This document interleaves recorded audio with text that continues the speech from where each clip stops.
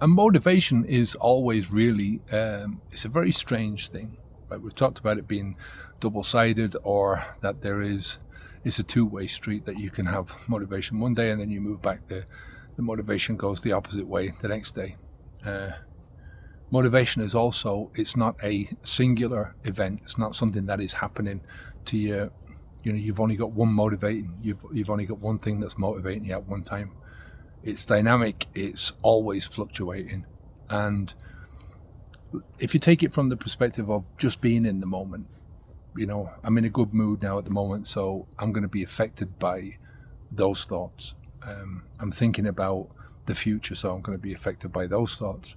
I'm thinking about myself from a strong perspective, so I'm going to be affected by those thoughts, right? So maybe 6 hours later, something happens. I'm not feeling so good about myself. I'm in a bad mood. I'm not feeling so strong anymore.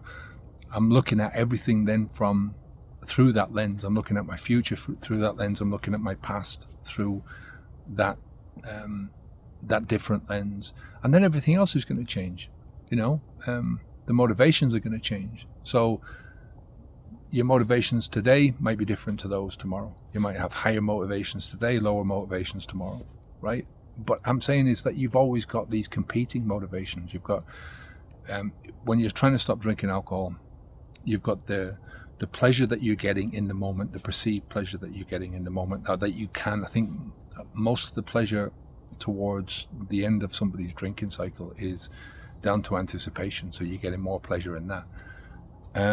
You've got the instant gratification, knowing that you're in the ritual, that you're getting a temporary release from whatever, your temporary escape from things.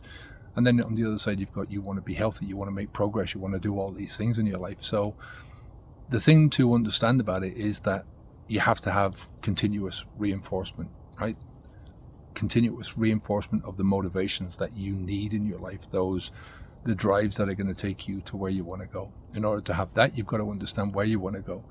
But when it comes to the motivation, the one that you feed is going to be the one that will grow, or the one that will become dominant, or the one that will become the default motivation. Okay, take care. Speak to you in the next one. Onwards and upwards.